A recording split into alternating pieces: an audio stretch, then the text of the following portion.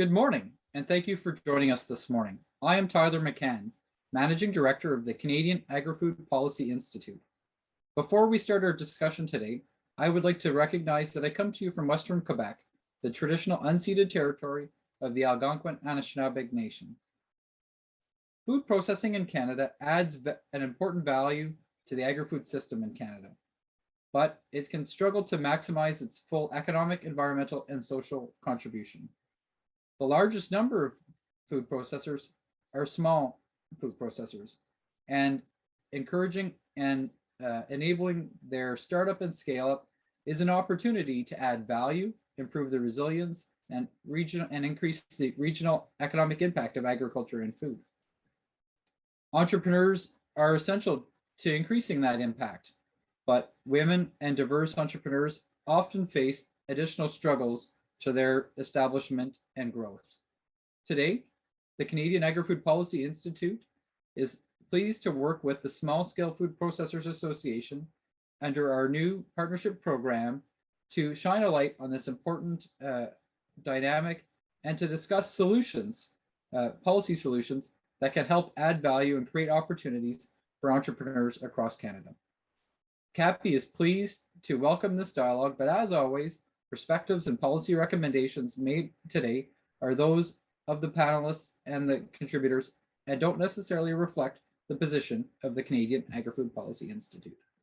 We planned to start today's discussion with Francis Drouin, Parliamentary Secretary to the Minister of Agriculture and Agri-Food. Unfortunately, like many Canadians, he's been caught in travel limbo and is unable to be with us this morning. We do want to acknowledge and recognize his support, and the support from the Government of Canada for the work the SSFPA is doing. This morning, we will start now with Candice Appleby, Executive Director of the Small Scale Food Processors Association. The SSFPA is a national trade association of processors, growers, and suppliers of food and agricultural products. The SSFPA supports independent food processors and growers by providing leadership, education, marketing, networking, and advocacy to foster success in a competitive global market. Over to you, Candice. Thank you so much, Tyler. I would first off like to thank everyone for attending today and acknowledge that from coast to coast to coast, the Small Scale Food Processor Association acknowledges the ancestral and unceded territory of the Inuit, Métis, and First Nations peoples that call this land home. We gratefully acknowledge Indigenous peoples as the original caretakers of the lands, waters, and foodways. Next slide, please. The SSFPA was founded in 2002 after a group of food entrepreneurs realized that they needed support to bolster the food sector. Today, 20 years later, processor and supporter members assist each other through sharing ideas, advice, and industry knowledge. Next slide, please. In 2018, we did a survey of our members, and it revealed that 66% of the members were women-led businesses. Further surveying found that the women entrepreneurs were generally turned away from regular banks or are forced to seek B lending solutions, which are quite risky. Research revealed that women entrepreneurs in the food face extensive issues regarding access to capital. And women-led businesses only receive approximately 3% of the venture capital invested in the food sector. And yes, that is correct. It's startling, but correct. The food industry is complicated, making it difficult for investors to evaluate risk and opportunity. The SSFPA is working with SPX to create a gender, diversity, and rurality intelligent investment fund. Next slide, please. After the survey in 2018, the SSFPA was accepted for a proposal from Women and Gender Equality Canada to improve women's economic security. The SSFPA has funding from 2018 to 2024 to support the Women's Initiative, which will focus on policy reform to support small-scale processors and the development of resources and tools to facilitate gender-intelligent financing options. Next slide, please. In collaboration with 5 Canadian universities, the SSFPA created a policy document that highlights the importance of small and medium Canadian food entrepreneurs. Strengthening regional food infrastructure and support for entrepreneurs and their communities is the best path forward to a resilient food system. Next slide, please. Food policy in Canada must change to recognize the scale of operations. Policy is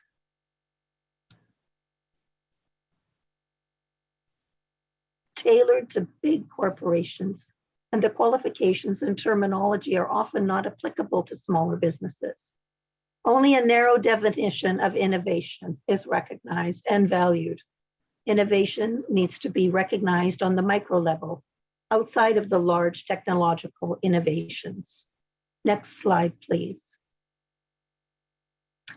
Our request for the additional policy framework recognize the importance of startups and scale-ups and scale food enterprises key to development of a more resilient, climate-smart food system.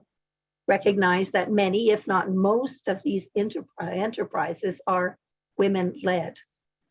Provide nationally coordinated, consistent support for development of these enterprises, and create an investment program to facilitate development of regional food processing infrastructure. Next slide, please. In summary, please have a look at our website, the Women's Initiative site, as well as access to our policy brief that was circulated. Thank you so much and welcome. Thank you very much, Candace. Next, Dr. Irina Knezovic will present research she has done as part of the SSFPA's Women Initiative, which addresses how to overcome barriers facing women pursuing a small-scale business in the food processing sector. Dr. Knezovic is an associate professor in communication, culture, and health at Carleton University in Ottawa. She has studied food systems for nearly 2 decades, working on large, collaborative, and community-based projects on community food security, local food, sustainable food systems, food and healthcare, and the social economy of food. Dr. Knezovic is the director of the Food and Media Hub Research Initiative and is the 2022-2025 Carleton University Chair in Teaching Innovation. Over to you. Thank you. And if you can pop my slides on the screen, thank you. I want to thank everybody for having me here today, but special thanks obviously to CAPI and SSFPA for organizing this event. We can go to the next slide already because I want to also acknowledge, next slide please. I also want to acknowledge that this work is actually drawing on contributions from a number of different researchers at several universities in Canada. We have conducted over 80 stakeholder interviews to better understand the small-scale food processing sector, in addition to also reviewing relevant literature and policy-relevant documents. The research questions and methodology for this work were developed in collaboration with SSFPA, so it was informed by small-scale food processors' experiences to assist their efforts of building a stronger small-scale food processing sector. Next slide, please. Our research is interdisciplinary. And we approach the sector through using this lens, one of community economies. I'm not going to bore you with theoretical explanations here. I'll just point out that this is a model that was developed by geographers Gibbs and Graham, which proposes a holistic view where formalized economy is understood to be only a small part of the economic activities in any given community. So it's that tip of the iceberg. In other words, in addition to participating in market economies, if we look at community embedded businesses, we also see that they make significant contributions in building other forms of community capitals, from multiplier effects or secondary economic benefits to things like preservation of traditional agricultural knowledge and food knowledge is what small-scale food processors contribute to community well-being, which is not captured in official sector statistics. Next slide, please. So I'll just do a brief overview of some facts about food processing in Canada. As Tyler already pointed out, this is a significant sector that is actually dominated in numbers by small processors. In 2019, it was worth over $170 billion in Canada, and it actually accounted for 2% of the GDP in the country. This is the processing sector as a whole, not just small scale. It employed nearly 300,000 people. It exported nearly 39 billion worth of goods. And we know that there's roughly 7,800 food and beverage processing companies in Canada, where 91% of them are considered small scale with fewer than 100 employees, and just 1% count as large scale with more than 500 employees. Thinking more broadly about the sector's role in the food system, the Agri-Food economic strategy identified value-added opportunities, specifically domestic processing, as essential for a robust agri-food sector. So processors are critical for the food system.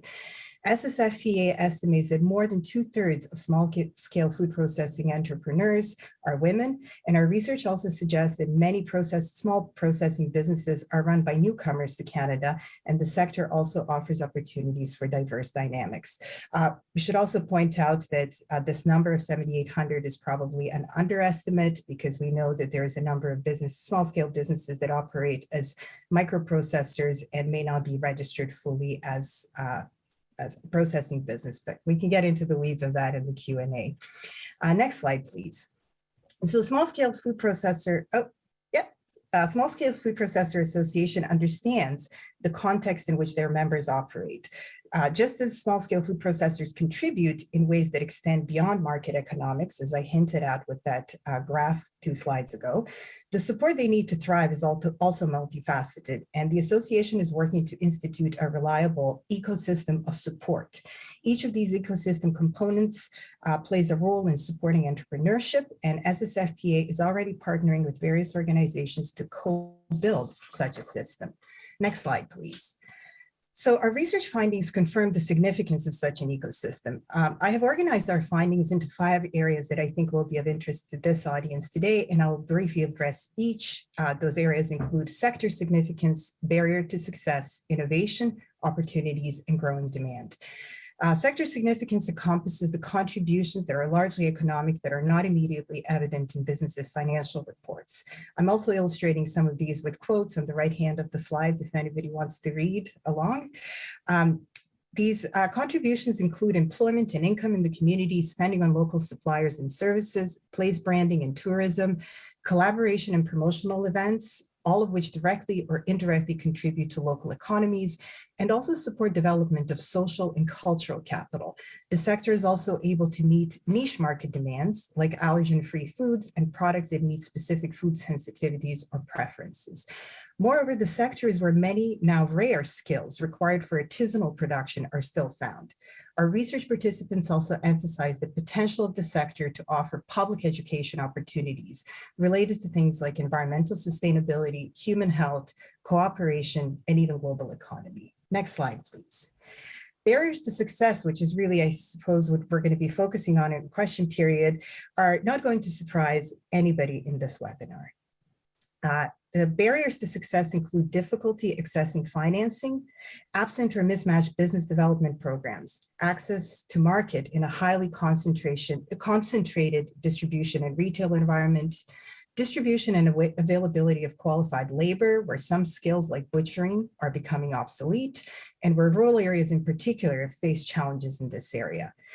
Perhaps expectedly, the one area that all of our interview participants commented on is the patchwork of regulations and agencies that oversee the sector. Even those stakeholders who work in policy, who implement and enforce regulation, recognize this as a major challenge. Interestingly, however, the implementation and enforcement seem to be very person dependent. A health inspector, for instance, may understand their job as one of enforcement and penalties, or they may see themselves as a facilitator. The latter will assist processors in meeting standards and production requirements rather than engage in a policing role. Our participants shared an equal volume of stories about both, and if they worked with somebody who was actually more of a facilitator, they also tended to have a greater appreciation for regulatory requirements. Next slide, please. Candace already mentioned innovation, and sector innovation really encompassed a great deal of examples in our interviews and in the literature. Unlike much of the contemporary talk of innovation that seems to exclusively focus on digital technologies and automation, this sector boasts a very wide span of innovative interventions in products, processes, equipment, as well as innovation unrelated to core business functioning, like materials, coming up with ecologically sound packaging, and other forms of environmental practices, such as water reuse, for instance. Social innovation in terms of labor management, sourcing, collaboration, and community connections, as well as technical innovation, such as open source platforms. For instance, Open Food Network Canada is a good example of that. It's an online sales platform. And cultural innovation as well, where we're seeing culturally diverse products, creative thinking about labor and supply sourcing, etc. Next slide, please. Opportunities for growth then logically flow from these findings. Collaboration is key, and having organizations that like SSFPA to harness the collaborative power in the sector is essential. Online marketing is growing and can offer further opportunities for collaboration. Changing investment culture will take time, but is critical. In the shorter term, however, community financing offers a promising alternative. The example of FarmWorks Community Economic Development Investment Fund in Nova Scotia is an excellent example of how relatively small community investments can make a big difference in communities that need it the most. Processors also need streamlined regulation with supportive decision makers who facilitate rather than police. A central national concierge service could address the difficulties that processors have navigating the regulatory terrain. Finally, incubator and accelerator programs that enable startups and often accompany good policy and facilitate scaling up and scaling out of enterprises must be expanded if we are to support a robust national food system. Next slide, please. Growing demand for local may seem like just another opportunity that should have been on the last slide, but I think it deserves a special spotlight. My own research, as well as that of our colleagues at Dalhousie, points that people who live in Canada have a growing appetite for local food, if you pardon the pun. Sandra Mark from SSFPA recently shared an article with me, and the lead for the article, this was from Canadian Grocer, was, quote, "While the vast majority believe in buying local, relatively few think Canadian foods are more affordable or nutritious than imported competitors," unquote. Many eaters seem to understand their local food businesses do more than just sell product, and their purchasing decisions are then made on more than just product. Or as Sandra's partner Frank recently put it, today's niche products are tomorrow's food security. And we think we're seeing this growing awareness in Canada that robust local food systems, regional food systems are critical for national food security. Next slide, please. Our observations are not controversial or radical. Last year's report from the Standing Committee on Agriculture and Agri-Food, titled Room to Grow, makes several recommendations that align with our own findings. I'm not going to go through each one, but you can see from these examples, just from some of the recommendations that the Standing Committee made, that their thinking is actually not that far from our own. Next slide, please. In light of this, and I'll point out this is my last slide, but I will spend a couple of minutes on this. I just want to spend the last bit of the presentation sharing some recommendations.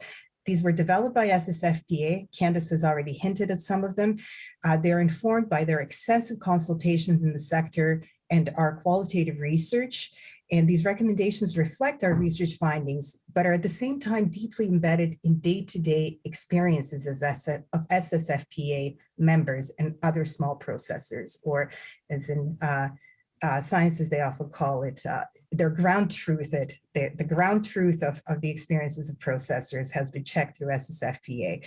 I'm giving you high-level highlights, but we can get into more detail in the discussion period. Development support specifically refers to supporting a coordinated and vigorous gender and diversity-informed food product development, regional food value chains, Canada-wide network of organizations involved in food product entrepreneurship, providing support to recover and redevelop traditional Indigenous knowledge, ensure that there is support from the industry, and that regulations are reviewed and revised to consider scale-sensitive approaches. With gender and diversity impact support, SSFP encourages a suite of programs that would foster food entrepreneurship, innovation, and growth for women-led startups and Black, Indigenous, and people of color startups, and also to recognize and quantify the economic, social, and environmental importance of the entrepreneurship of women and other equity deserving groups. In terms of innovation, SSFPA encourages investment support for a wide variety of innovative products and processes, waste streams, products that address specific health challenges, as well as digital solutions. In climate impact, SSFPA calls for education and promotion of regional value chain and short supply chain development by providing research funding and capital for investments in infrastructure.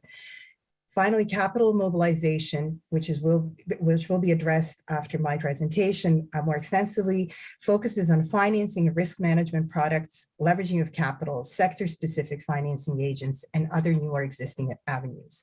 Some existing programs can be expanded, such as opening the advancement payment program to food processors who use predominantly Canadian agricultural ingredients. Other solutions, new solutions, will have to be developed, such as investment in sustainable packaging development and programs that are specifically designed to facilitate gender and diversity intelligent food business development and growth. We can circle back to this later, but I think Alison and Laura, who will follow me, will have much more to say about this part. Three other points that SSFPA recommends are to address interprovincial and international trade barriers and issues, including harmonization of provincial and federal regulations and standards, developing scale-sensitive regulations, improving interprovincial trade, and streamlining approvals. In terms of marketing, SSFPA recommends that we establish and monitor a code of grocery conduct to reduce barriers in the retail environment. And support also to be provided to collaborative approaches to online market development. And finally, with training, SSFPA recommends that we create new and elevate existing specialty apprenticeship programs. And when I say we're really looking to policymakers to encourage them to develop programs that can encourage and support these new initiatives and expand the existing ones. So we can go to the last slide. I just want to pop my email up on the screen because if anybody wants to follow up with questions after today, I'm open to receiving emails, and thank you for your time today. Great, and thank you, Irina, for that that presentation. I think you do a good job setting the context and providing some recommendations that we'll start to dive into. Again, if folks have questions that they would like to ask the panelists, please feel free to use the Q&A function on the bottom of your Zoom screen. Next, we'll go to Laura Howard, who joins us from Quebec. Laura has over 15 years of experience in community-based circular economies, social innovation, and social entrepreneurship in connection with local food systems development. She's the co-founder and director of partnerships and business development at Agri-Food, a not-for-profit organization that seeks to catalyze social innovation in the food system through impact-oriented projects and enterprises. Laura has worked globally in agriculture and has experience in farm to restaurant food tech startups. Laura, over to you. Thank you very much. Je vais procéder en anglais pour notre communauté. So I will actually do my presentation in French for the English-speaking community, but I will, after that, can answer those questions in English. So don't hesitate to ask questions if you have any. So who is Récolte? Just to give you a quick context, we're an organization based out of Quebec that really focuses on reinforcing the vitality and viability of socially innovative projects. We put emphasis on viability as well, so that those organizations can survive and thrive and have the desired impact we all want them to have. We're really focused on local food economies, local food systems, and revitalizing those systems in terms of economic, social, food systems, environmental, equity, all of the above. Next slide, please. So maybe to give you a bit of just how do we see our role? So there's what we call the dominant system, but a system that's in place for which we have a lot of information on more traditional models and agriculture production, transformation, etc. We are increasingly aware of the externalities these cause, and we see a lot of solutions and experimentations that are happening mostly on the periphery of the system, but increasingly within the system itself, which is great. And our role at Récolte is to try and understand, for that actually to facilitate a systemic shift, how do we capture the learning from those experimentations and those socially innovative projects and enterprises to actually inform and create the tools and conditions needed to help that systemic shift over time. Included in that is quite obviously the need to access to capital that's appropriate for those new and innovative solutions, along with many other factors, but I'll focus on the access to capital today. Next slide, please. So as a part of that, we actually have a project. We have an overarching program that's called Nourrir l'Innovation, or Nourish Innovation. And within this program, we have a focus on alternative capital. And this means this is under the Champs d'investissement pour demain, or fields of investment for tomorrow. And it came from an expressed need, again, that we kept hearing there isn't either enough appropriate capital for our model, or there are barriers to access. So if you go to the next slide, please. Where we were sort of in between what we're seeing on the left, which is we were hearing, interest rates are too high, the loans are too short and flexible, the repayment terms are creating challenges to success, as well as increasing the difficulty of accessing capital for the needs of more innovative, impact-oriented organizations. While on the other side, and we followed for a long time and are still part of a Slow Money Leaders Working Group, which is a patient capital and plus born out of the United States and now internationally, around the future of food is sustainable, local, driven by smaller scale producers. And again, Slow Money itself is again a recognition of the current forms of capital are potentially not the right solutions for helping these innovations take place and having the impact that we want them to have. So we were hearing that. If you go next slide. And so we did actually an étude de caractérisation. So we actually did a report funded by the Macron Foundation to look at what's the current state of funding within Quebec, with an emphasis on alternative funding mechanisms, of which there are many, and that is available on our website in French only for the moment. But a lot of what we saw too was, okay, there actually is a reasonable amount of capital available. In Quebec, we have a good amount also interesting in terms of the social economy. That's maybe available in different forms elsewhere, or we are in advance on that in Quebec in some ways, but it's still created barriers for the sector specific to agriculture. So even impact-oriented businesses, there were different hurdles, different challenges that those actors in the food space were creating. So we created the Champs d'investissement pour demain, or Fields of Investment Tomorrow Working Committee, to bring together various actors across the financial and financing spectrum, from social financing to impact investing, to government relationships, to philanthropic funders, et cetera, to look at what does it mean if there is a need to finance these new and innovative models. So through our accompaniment, we have accompaniment programs and we accompany projects.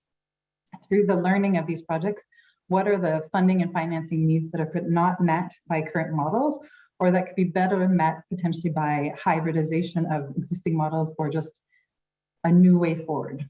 And so that was a lot of looking at how do we support the implementation of these new projects, especially in terms of risk sharing, and I'll speak a bit more to that.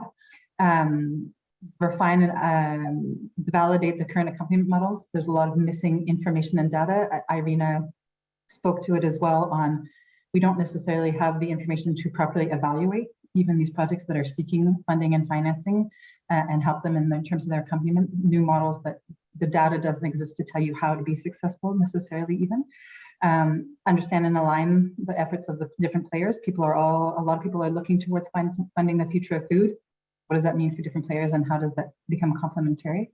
And support the knowledge transfer and awareness. So again, with the knowledge that we'll be capturing through accompaniment with our partners as well, how do we then feed back that information and learning to players within the financial context to rebuild those financial solutions and or improve existing solutions?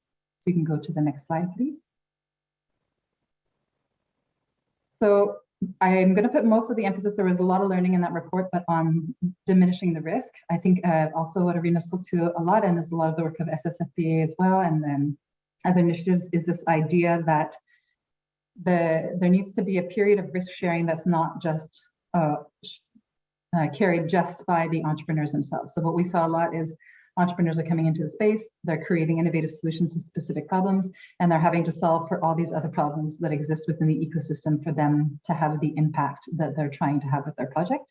And again, are facing barriers because of the additional social and environmental returns that may create some challenges to demonstrating their financial returns on investment purely. but also create a whole bunch of returns that do have both capital value and economic value and social value, environmental value. So the goal of the project is to understand how can we take this period of risk where we need to capture, share, better understand these models, understand their financing needs by allocating funds that are a bit more flexible, that maybe are 0% return on investment or minimal return on investment in terms of capital investment. What does that mean in terms of the expectations of funders on what they would see in terms of other returns? We're really trying to understand, for us to get to a point where we can even evaluate the impact and the potential, economic potential as well, of these new innovative models. We need a risk sharing period. That is not just entrepreneurs, it's also funders, governments, etc. Next slide, please. So I'll go through this very quickly. This is the sort of impact assessments. One of the big questions we are asking is, how do we assess the monetary value of impact assessments? More philanthropic funders, impact investors, obviously, and others are asking for that proof of impact without there necessarily being a clear link to what that means in terms of the kind of financial investment we would make for those returns on investment. There still tends to be a capital return on investment analysis and vetting process.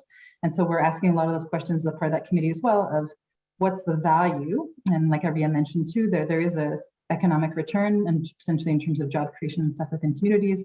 There's a reduction in terms of social returns, potentially to access to healthier foods, in the creation of regional infrastructure. These types of social returns, that there are costs elsewhere in society, though you may not see the financial returns within the business plan of the project itself, but there are contributions to societal costs, specifically in economic terms as well. So there should maybe be a better understanding of how we invest in those reductions of costs elsewhere that do come back to us paying it for them in the end. So next slide, please.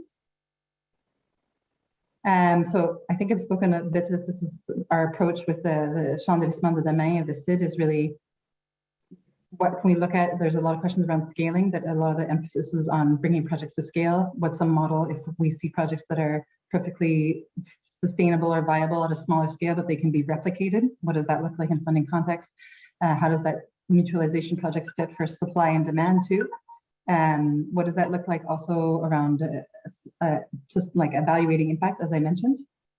And I think especially around, is there an alignment just in terms of information that coming into existing financial mechanisms that we can make and better support these entrepreneurs in seeking, which is, I think, very aligned with the project of SSFP and helping women access capital.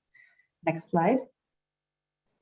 So I'll try and go quickly through a few examples on how we're doing this in the coming, how are we actually going to practice on the ground, since we were helping and accompanying different projects to try and do some of this learning.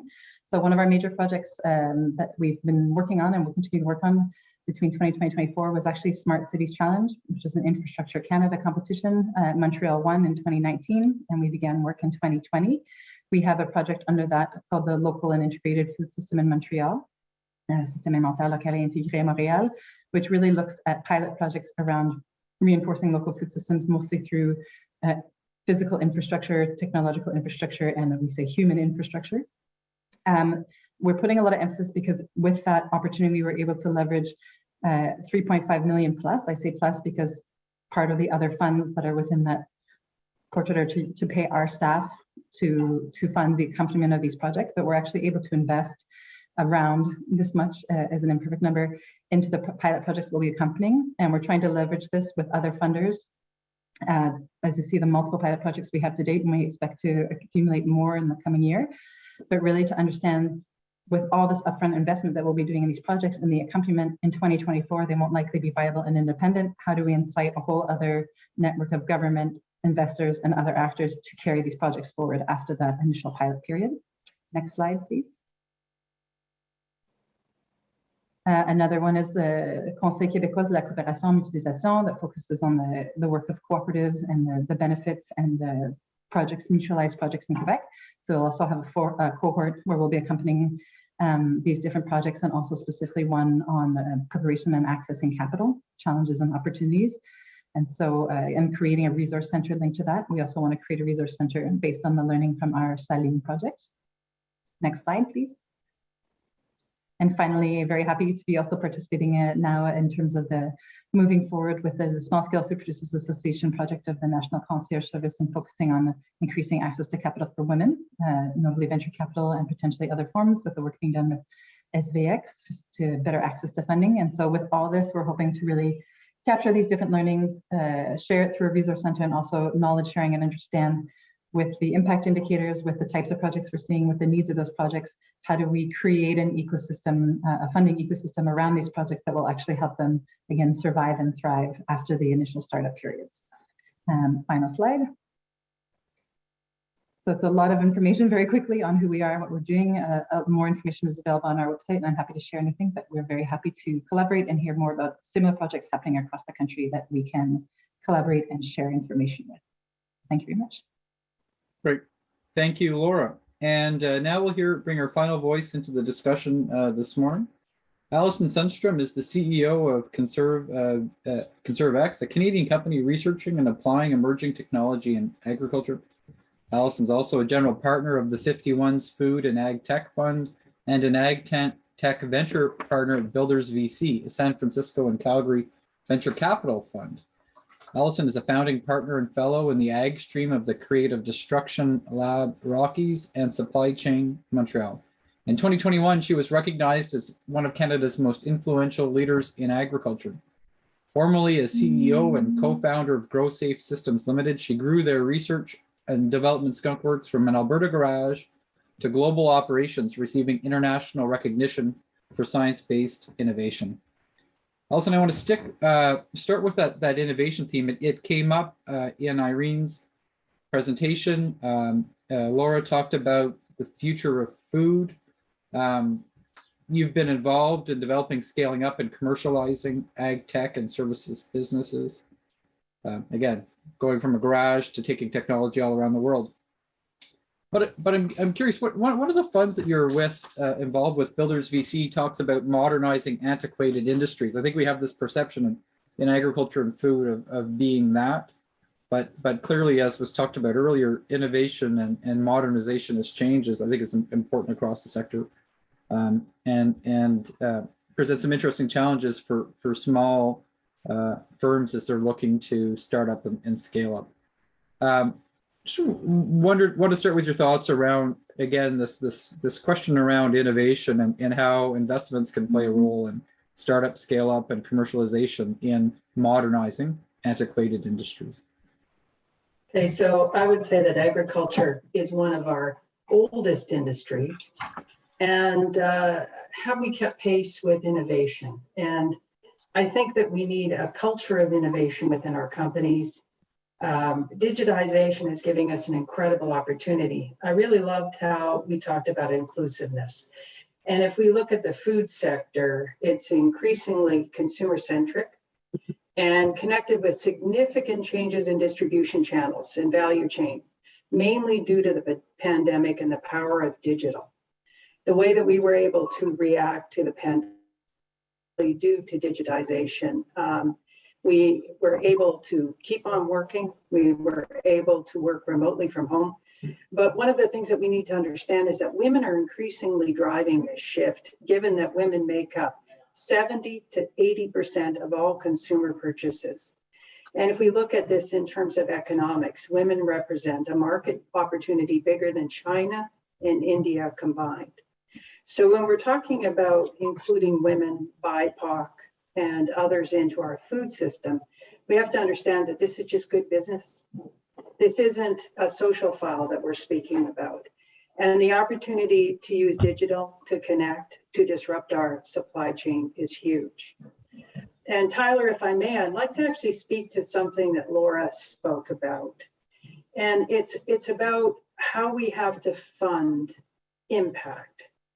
And with that consumer lens on, we do look at the pandemic's impact on individuals, businesses, and society has profoundly changed the world. And we're seeing a really disruptive time that could be driven by technology to transform our industry and also our supply chain. And if we look back to the pandemic and see what happened to our shelves and saw what food insecurity could do to us, we really understand how valuable having a small scale processing, distributed processing, and the only way that we're going to be able to do this, our large scale businesses are driven by volume. It's not a cost per acre or a cost per unit of work. It's just driven by true volume. The potential with small scale is to use digital to really change the way that we could interact. Connected networks of small scale processors could produce as much as a large volume driven business. And we also see that sustainable investing doesn't necessarily mean that you're philanthropic. There is a spectrum of capital that allows for sustainable investing is actually outperforming traditional funds. Morgan Stanley has created a Sustainable Investing Institute that reports that equity funds that are based on sustainability outperform their traditional peer funds by a median total return of 4.3 percentage points. Agriculture has not really picked up the pace here, but we're starting to see across the board of the Global Impact Investing Network that at least 50% of people who are investing in sustainable funds are now looking to agriculture as a place to place funds. So I think this is an incredibly exciting time. And I think we have to get this out of this social file and into the actual, this makes good economic sense. Well, and thank you, because I think that gets into where I wanted to go next around capital mobilization. It came up again in the earlier pieces. You've talked about how the investment community is reacting and changing. I think one of the ways that that's happening is it's not just a question of investing in diversity, but diversity in how we invest and what that looks like, and the shape and form of how all of that plays out. If you look at the spectrum of people that are providing capital, from banks to venture capital firms, other investors, how do you see that diversity playing out in order to meet and match the diversity of potential recipients of that investing? So there's a couple of things. Entrepreneurs have a responsibility just in the same extent that investors have a responsibility. If we don't have profitable businesses, we will not get invested in. So that's where we have to really look at how do we use our financial levers to make investing in profitable businesses more attractive. If you look at, there's a couple of stats, and Candace highlighted it very well. We have such impact as women and diverse founders, yet we receive so little of the investment capital. That's not because we don't perform well. And I think that we really have to look at that function. We have to really indicate that if women-led teams perform 63% better than all male-led teams, diverse founders or male-only teams perform less than diverse founders do. So we've got a lot of factors that are involved that are limiting investment. But entrepreneurs must be profitable. We must set up situations where they can be profitable. And across the board, women in Canada control, or will by 2030 control, about 65% of the wealth. In the United States, currently women control about 51% of personal wealth. That translates to about $14 trillion. How do we activate personal capital into investment in our societies and our economies? We do so by creative policy mechanisms, investment. If you invest in companies, you're going to get stock holdings, share tax incentives. We have to start thinking more broadly as an economy that innovation is going to spur on our future economy. And so we'll come back to the question around demonstrating that profitability in a minute, because Laura touched on how do you demonstrate that impact as well. But I want to start before we bring others in with a final question. And there was a story recently in the Globe and Mail that spoke to this reality that women entrepreneurs are over-mentored and underfunded. It talked about how there's this availability of mentorship opportunities that have been really increasing in recent years, but there's this gap in funding. It pointed out to its number around the world that only 2.2% of venture capital money is going into women-led businesses. How do you see this playing out in agriculture and food? How do you see this? Curious as your perspectives on the balance between mentorship and other soft services, how that's playing out at the 51 and the other firms that you're involved with, and where, again, how that aligns with really this need for capital and financial support. Sure. So there's a difference between startups and scale-ups. We have a fairly good startup ecosystem for funding. That's small seed funding. But if you take a look at a small scale processor, they have some huge challenges in that they have CapEx expenses that are extensive. They have an inequality of access to labor. You have to pay at salaries that perhaps are competitive with industries that have greater returns. So the ability to access automation and robotics would improve this, but how do you afford that as a current scale-up? Now, a scale-up has a different challenge in that they have proven that they have a profitable business, or they're very close to, and then they have to demonstrate that they are able to keep on growing. Well, if you're local and you're fresh, growth is very complex.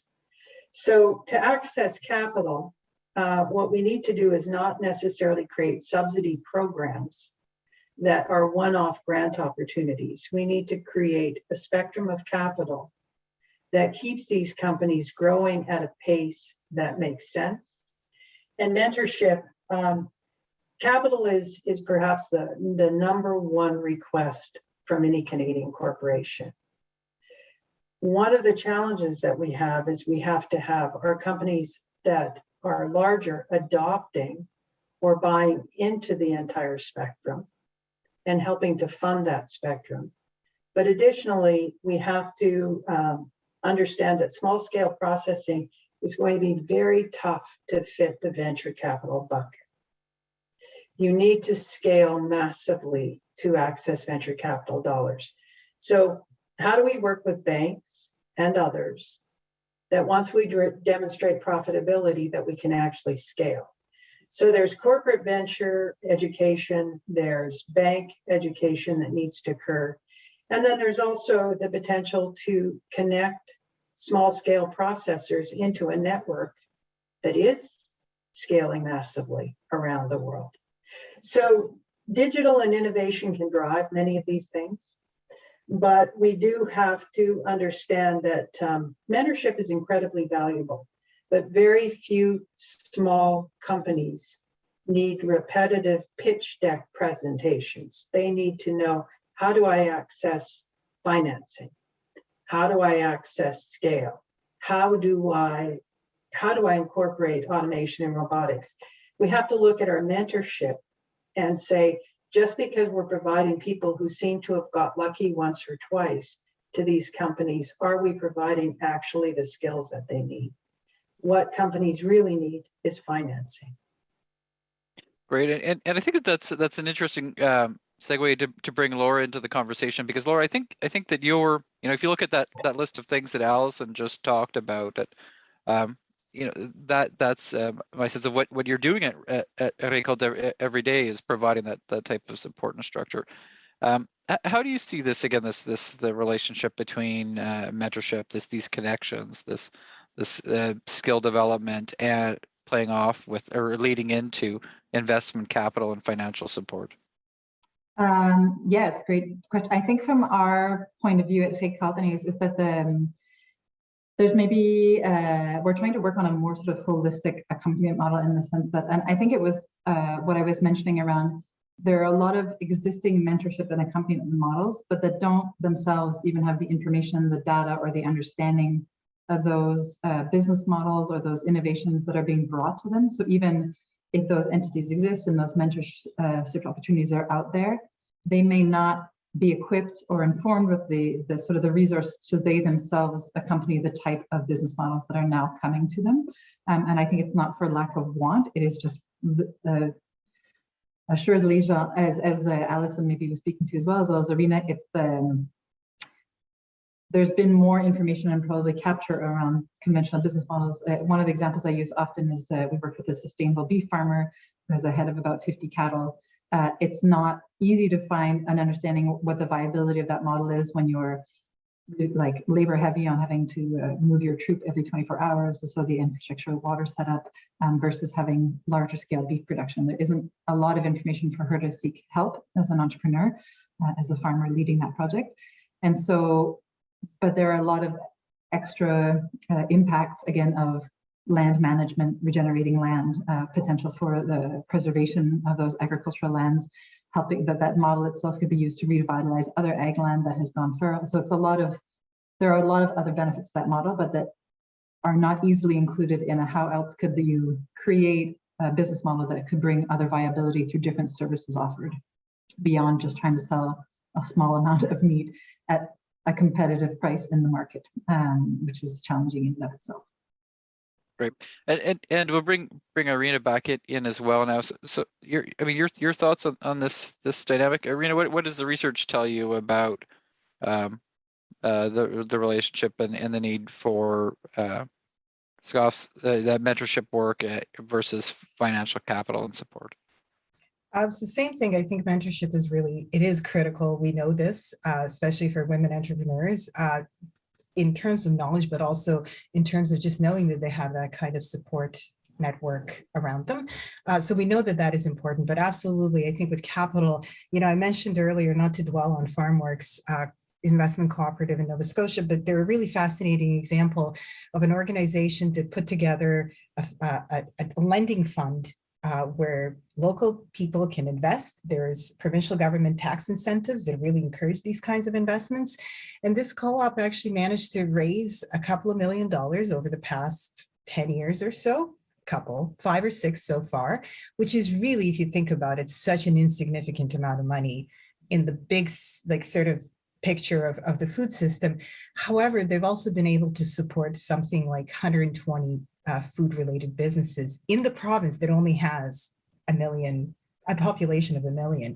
So supporting over 100 businesses in a relatively small province, I think really shows the scale that this kind of investment, the scale of impact that this kind of investment can produce. And it is really critical for us to think about, I really like sort of the way that Alison has talked about this in terms of risk sharing. Laura, you mentioned that as well.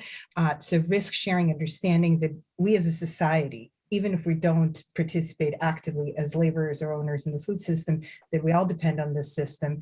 Food processing, even in the promotional materials for this webinar, I was kind of reviewing things this morning and it's like, the webinar promotion says that, food processors add value to the Canadian food system. And it's like, my liver doesn't add value to the functioning of my body. It's an essential component.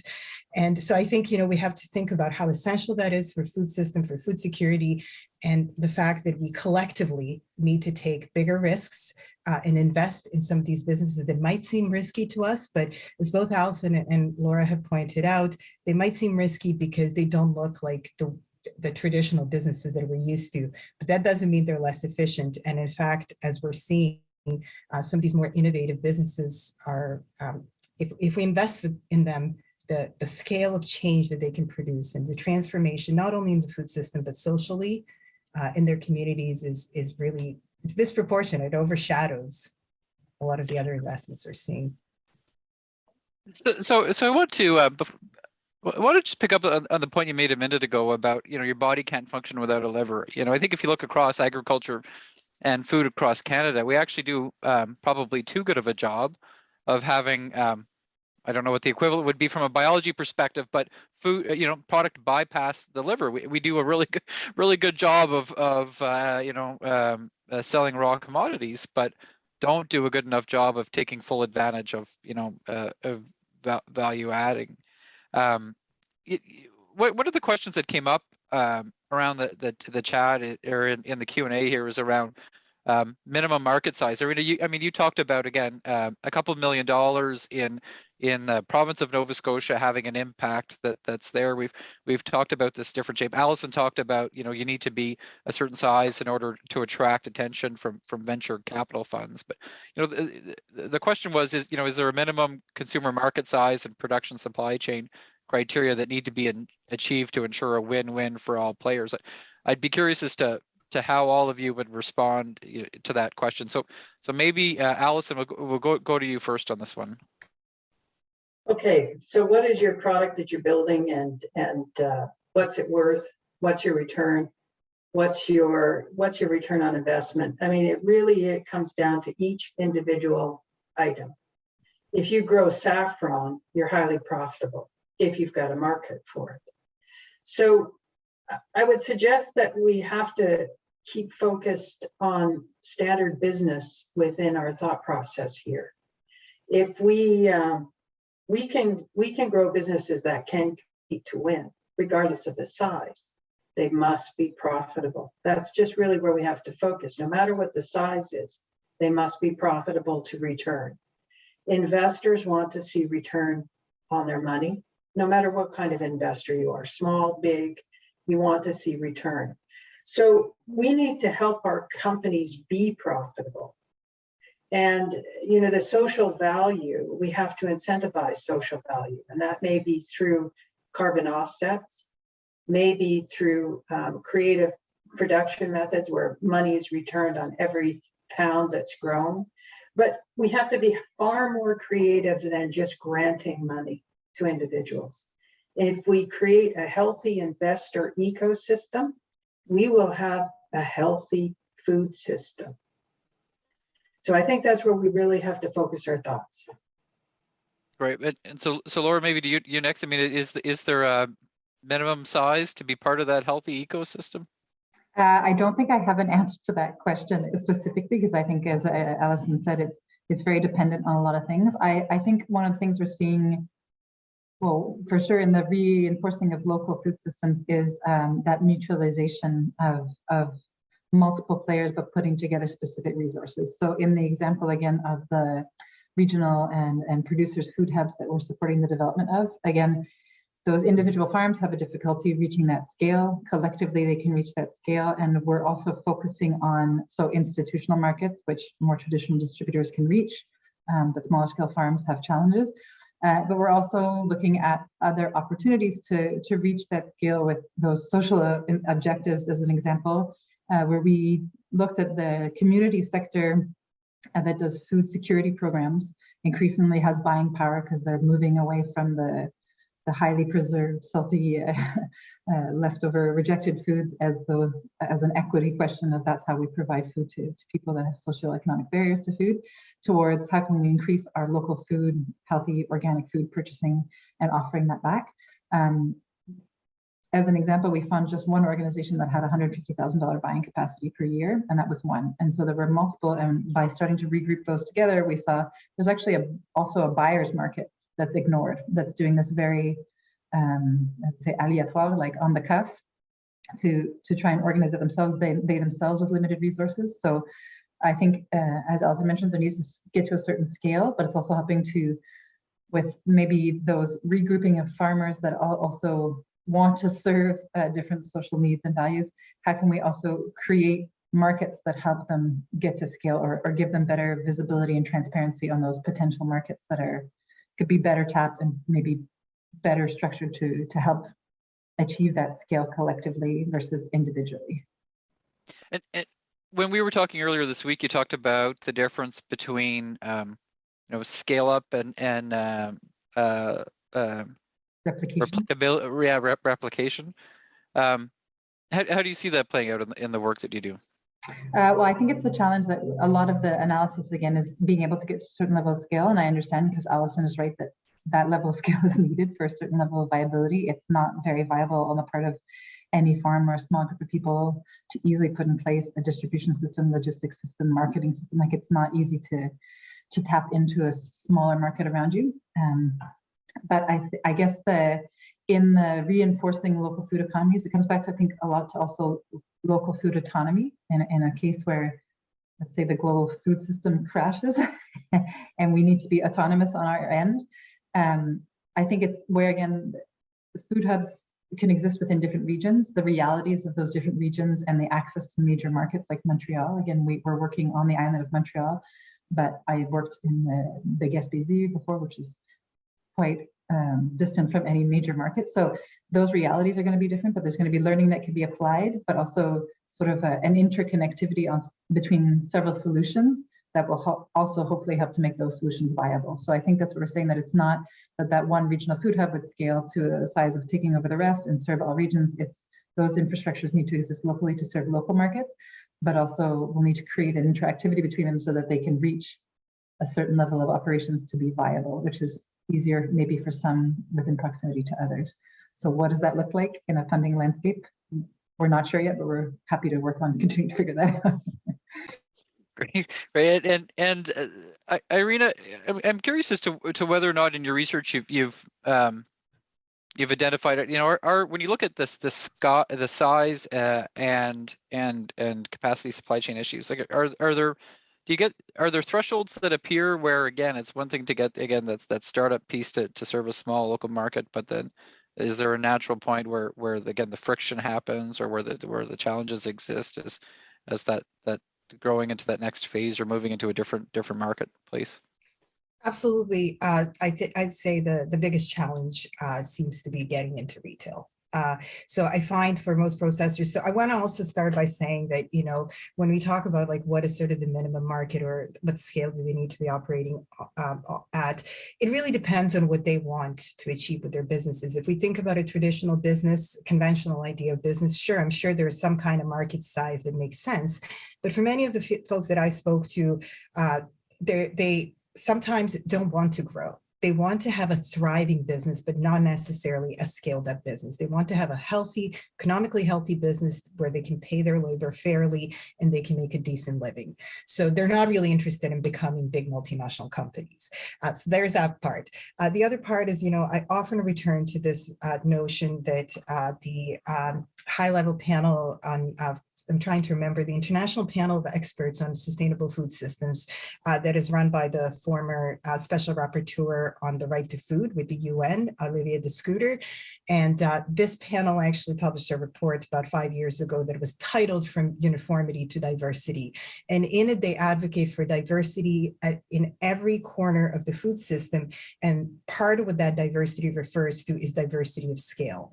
That sure, we need big commercial operations. We can't just cut off all the big operations right now, but we need to build all these system redundancies that ensure that we have a bit of a safety net. And I think, you know, well, this might sound anecdotal. There's a lot of these anecdotes. And I know in Ottawa, myself and many people around me, the microprocessors, the folks who are just kind of doing direct sales were the ones who filled the gaps when the pandemic started and we started to see supply chain issues. So I think it really depends on, are we talking about this as business people and we're talking about it only in terms of investment, or are we thinking about how do we support people who want to run a viable business who can also provide us, all of us, with a reliable food system that is robust and has a lot of built-in redundancies. So I would say in general, no, I think the scale really, there isn't like a cutoff or a magical point. However, we do know that processors who are trying to get into retail, so if they're selling directly or if they're working with local retailers where they have direct relationships, things can actually work very smoothly. There's a lot of collaborative approaches that businesses have started. But if we start to talk about getting into big retail chains, that is a massive barrier. And it's a massive barrier for so many reasons that we could probably have a whole other webinar that I should probably let Candice and Sandra run and tell you more about the experiences of their memberships with that transition. But I think that is the cutoff point. Trying to get into big retail chains is really the biggest barrier. And it's interesting because, again, I think Allison, you'd mentioned it earlier around consumers looking for the role that ag tech can play in giving consumers information that they're looking for. Retailers are often the interface in that, and again, retailers are trying to seize this opportunity around local and the demand that's been created, and how that dynamic's changing and playing out. Curious if you have kind of specific insights into this question around getting into retail, how tech may be changing that, what that might mean for small scale processors in particular. Absolutely. And I'm going to take a little bit of exception with one of the things that Elena just said. And we're going to drive it from the digital perspective. You said something earlier in the conversation, and let's look at it. Canada's number 5 producer of agricultural commodities. We're number 8 of agribusiness goods exported. So if we look at the largest or the second largest exporter of goods, it's the Netherlands. That's the size of Banff National Park. So when we're talking about scale and possibility, we have to think a little more disruptively. And I can give you examples of 2 groups that are very, very small farm groups that grew into international companies through cooperative. And I think if we look in the dairy world, that's a very good place to look. You can look at Fonterra has grown into a company of local cooperative dairy farmers that produce at a scale far less than we do in Canada. And through just creative collaboration, networking, using digital tools, setting standards for their members. And they have been able to create a global network that owns several of the food brands. So getting into a retailer means that you have to meet certain standards of safety and quality. You have to be able to deliver. And that's where some of the challenges coming from small scale manufacturers. But if the Small Scale Processing Association takes a very forthright approach, sets standards, sets agreements and contract buying, small processors could reach any kind of scale they wished. Now, I wanted to just run back on one of the scale points too. Processing and food production is all driven by capital expenses that we spoke about. You only have so much land to grow. You only have so much space to process. So creativity and innovation through digital is one way, but automation is another. So this is really a whole system thinking. It's not just on farm in the small processing. It really is, how does our whole food system look at where we get food from? And consumers are going to drive that. So this really is a strategic overlay on systems thinking that we have to use to really make these small processors viable. Lots of opportunity and policy and incredibly good financial levers that we might put in place provincially and federally would assist greatly. Great, and Candice, what do we bring you in to comment on this too? I mean, Allison talked about systems thinking and some of the work that small scale food processors could do. I know that there's some work that you're already doing on this. Could you kind of share that with us and offer your thoughts? Sure. I just a couple of points that the discussion has prompted me to kind of think back on things and forward. We've recently created, going to the digitization just as an organization, because we are a trade association with members of all different sizes, I might add, and all different scales. Our platform that we've created for marketing people's products directly, with including an e-commerce perspective, has 3 levels to it. One is direct to consumer. So that accommodates our micro operators and our startup companies. They would not necessarily require their own website. They could use that website to get their products out there. But there's another 2 levels to it. The next level is the wholesale level. So people wanting to get into that wholesale market. And that's another piece that we're bringing on online here in the relatively near future. And then the third level, which again, in the relatively near future, we're bringing on is institutional purchasing and trading sector. So when we think in terms of incremental growth for our members, we need to provide avenues for that to happen, and the education tools along the way to ensure that they're well armed and going into things with their eyes wide open. I think the regulatory piece where it becomes a challenge is oftentimes in the capacity of the actual infrastructure that's in place to meet the international guidelines that are required in order for companies to participate in a full-scale retail operation, like throughout Canada or into other countries. So there's kind of this level and this level when it comes to capacity of infrastructure and skill sets and dollars. And so this level, which is that commercialization vacuum place that we've all been aware of for many, many years, is the area that I think that we, in my agreement with Allison there, that's what we need to do. We need to push through that place and get this investment happening. I would also, though, say, and with reference to Irina's comment on different scale of operations and people not necessarily wanting to grow their businesses. And I think if they have a set of values or things in place that provide for that. Now, thinking in terms of one of our members who has a product where she has various growing contracts up and down a valley, and she makes a dried food product that she sells across Canada and operates out of her farm and put in the infrastructure there and has gradually expanded their infrastructure to accommodate their growth. But they don't want to grow much bigger than that. If anything, what they want to do is either franchise it out or give away the concepts to other people to make sure they can do that as well. And and they've got like 2 families and other people, and all these farms are all benefiting.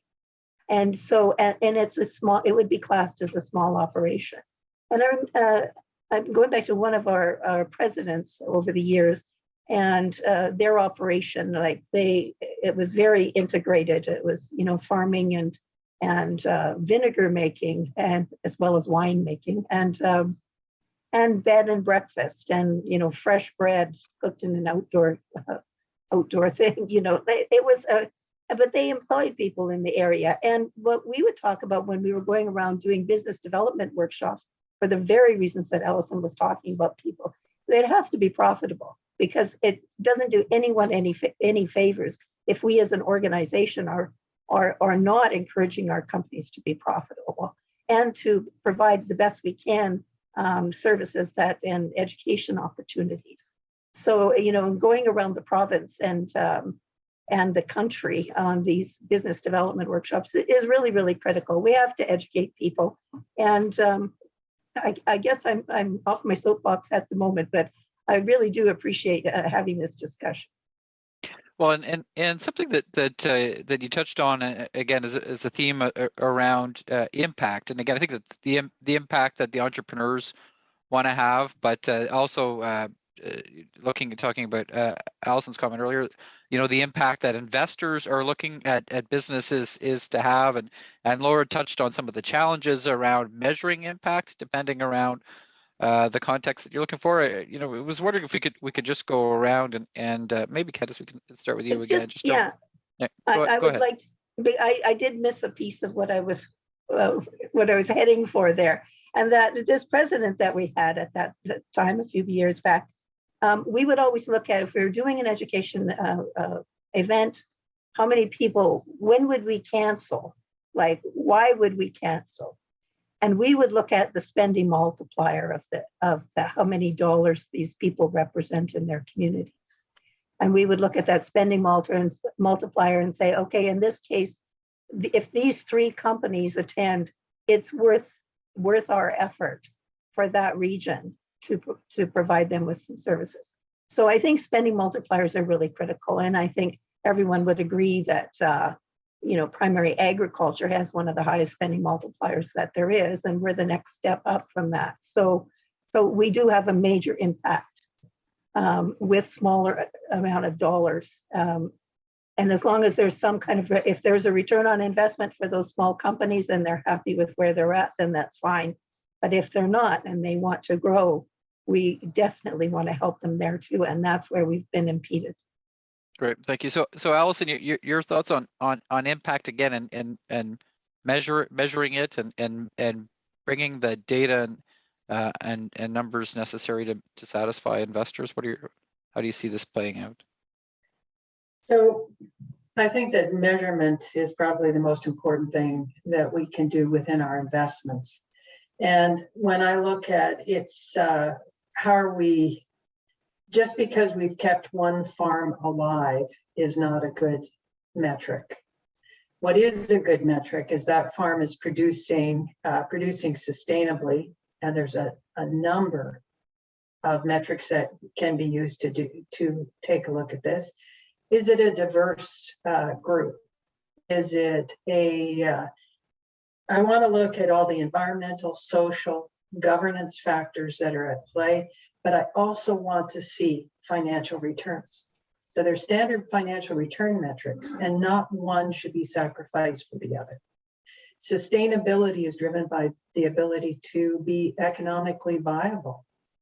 So I think we have to really focus on that, on measuring what we're actually doing. And I'm sure, if you open the business section of a newspaper, or I guess click on the business tab of a website these days, you're going to find something about ESG, right? It's everywhere. Do you actually see that changing? How Yes. people are working? So within the 51 Food and Ag Tech Fund, we have ESG metrics that we will report on, and we will do so along with our portfolio companies. What kind of an impact are the companies that are growing, creating, developing, processing? What kind of change are they making to the society? But also, can they be financially stable, economically viable, and scale? So for me, scale is relatively important. There is only a certain scale percentage you can get to within companies, but what is their economic multiplier effect is what I'm very interested in. And overall, I think if we just make ESG a cost of doing business, it will become the way we go forward. And we've got some serious challenges in terms of climate change, environmental sustainability, and our ability to actually produce enough food for the future. So there's some underlying things that we just have to do. This isn't a nicety. This is something that just has to be done. Well, and so Laura, your work at Récolte is looking at how that has to be done and what that looks like. I mean, you shared the graphic earlier that I think is almost an ESG model, a bit on steroids, right? Building it out and adding some more detail.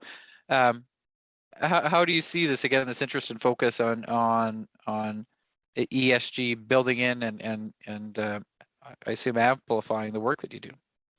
Yeah, I think it's a great question. I know I guess how we're doing the work is we're actually trying to build good, clear impact indicator frameworks around the projects that we accompany, and again, trying to include other stakeholders around by sharing those impact indicators. Does this make sense to you? What does this mean to you? Does this reflect? I think even when we looked at the ODD, the Sustainable Development Goals, or SDGs, that there seems to be on their side even to say that there's lack of data to measure even some of these own objectives from their point. So I think that it comes back a lot to that of what we see is there's a will, there's a want, there's some general objectives around that, but how we're measuring how we actually get there is in need of some love and care and support too. And I think accompaniment also between, I know that Allison mentioned that they've done a work around that at creating sort of a new impact or a vetting framework that helps to reflect some of that as well. So our role at Récolte is trying to understand, as a part of an investor or philanthropic organization, and such that is looking at that, how does that translate into us actually helping the organizations or the entrepreneurs that we're accompanying build a framework that will help them over time prove that, and not just themselves towards businesses, but that hopefully we can also, with other partners, feed it into a better information capture, again, as we said, to say, okay, we can actually now, after X amount of time measuring this, say, these types of projects do concretely contribute to this. I think, so it's how it ends. And I think maybe just to speak quickly to that risk sharing again, I think I absolutely agree that we need investment and not just philanthropic, that money doesn't fall from the sky like it used to. And we see a lot of well-intended people emerge wanting to create projects. And I think in that question too, in that, what's that experimentation phase where we need multiple people to get on board to help us get to a point where we do have that data to analyze. I think the question also is, how do people with access to different forms of capital work together to mitigate risk? So one of the examples we've given is, again, I think there's work on the international development scale done that way, but how do philanthropic funders back potentially investment funds shorter term, so that investors feel more comfortable investing in high risk projects because they may not lose all their money because there's money in that account, and philanthropic bodies have a different capacity. Again, we are not the experts in that. We're working with experts to try and figure out, but it's those solutions that I think we're lucky there are different solutions, ecosystem service payments, and two, I think, which were mentioned, of how do you invest alternatively in that experimentation phase. So I think we're eager to work more with, again, people like Alison and SSFP and others and Irina to really understand what, between the value set and the actual measuring that, and again, the economic multiplier effect. For example, on our level, the community economic development, a dollar spent locally likely circulates more locally if we have a good ecosystem and incurs value versus being a leakage and going to Walmart somewhere else in the world, let's say. So, but what does that mean in terms of how, again, we evaluate the value of that product and that project in enterprise? And again, don't have the answers yet, working forward with that, and happy to learn from anybody that's done some great work around that as well, to figure out how we help those organizations on the ground leverage that knowledge that may be already out there and that we are working on. Great. And so I wanted to take the rest of the time that we've got today and talk about the public policy environment and what governments can do and what the role they can play in particular. And Irina, I'll get you to react to this question first. In June, the USDA Secretary Vilsack announced their plan to build a food supply chain that's fairer, more competitive, more resilient.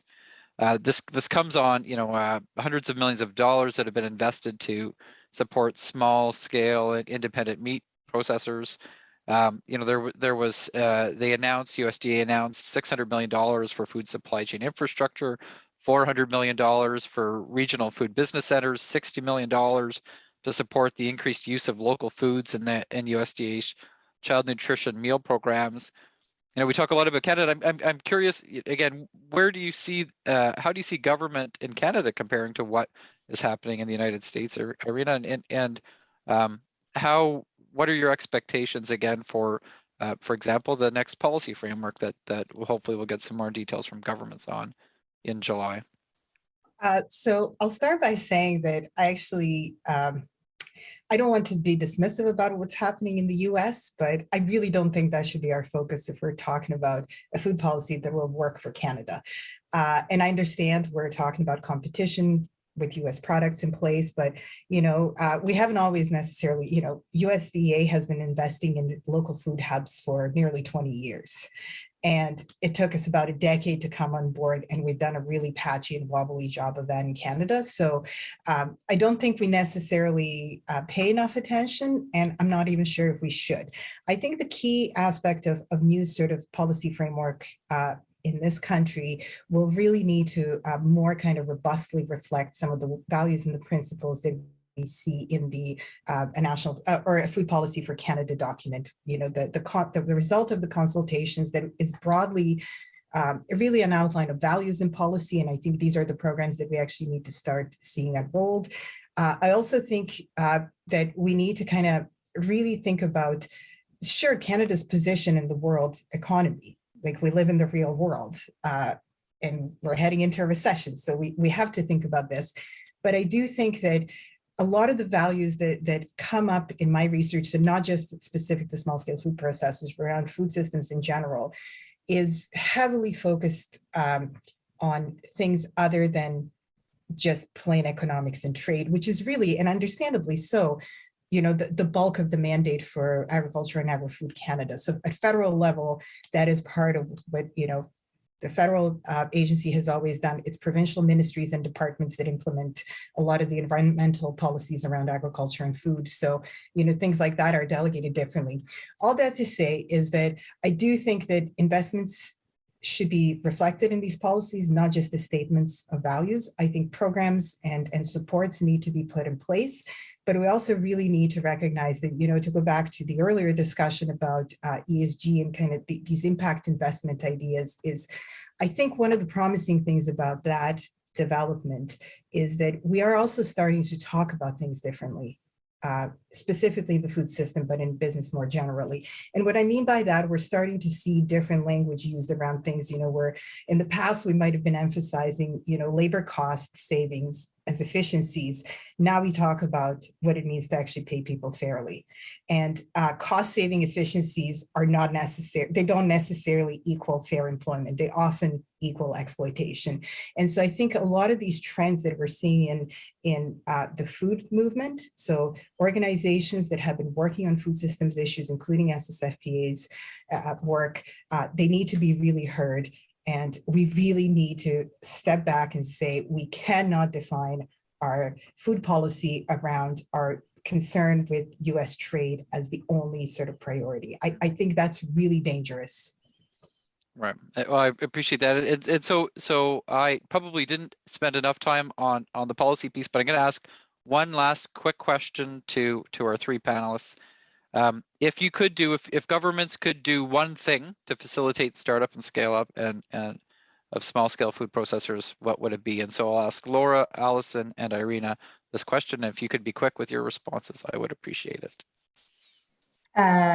It's a great question. It's a big question. I think my answer will be capacity. I think all this work to be done by entrepreneurs, let's say too, or organizations, it requires also resource investment and just the capacity to be able to get there, to understand even themselves what is the impact of their work and what they're trying to achieve, and the resources necessary to do that. So I would say in an innovation investment context, if there's a question of who should be investing a bit in that experimentation and funding the collaborative work and external work to just getting your organization to run itself, it's potentially a good place for the government to play a more significant role. Great. Thank you, Allison. I think we need to start acting on our policy. There's enough strategy, enough strategizing, enough think tanks, enough hubs. For once, we need to start acting with agility in terms of putting policy into work. I think that in Canada, we spend too much time on policy making and not action on the actual policies. We really have to, I want to stress that we need to be far more economically agile. Great, thank you. And so Irina, last response to you. What Laura said and what Allison said, and I will add just one more. I really think that the CEDIF model in Nova Scotia, the Community Economic Development Investment Funds, are really something we need to be looking at the federal level, not just for the food system, but for local economies more generally, to incentivize people with tax incentives to invest with what may be medium to high risk initiatives in their own communities, but their investments are staying locally. And I think that that could be a game changer on so many levels for local economies in Canada. Great, thank you. And again, I think that point about that need for action and that game to actually be changed, let's not just talk about it, let's do it, is pretty timely. Thank you, Irina, Allison, Laura. I really enjoyed this discussion. This was all recorded. It will be made available on our YouTube channel soon. The link will be sent around. Thank you very much to Candace and the Small Scale Food Processors Association for partnering CAPI with on this. Candace mentioned earlier the work that they're doing. Please visit their website if you want to see more about the tools, the portals that they're developing for serving on their members, and to find out more about how you can work more closely with the Small Scale Food Processors Association. Thank you very much, everyone, for joining us today, and we look forward to seeing you at the next CAPI webinar. Thank you. Have a great day.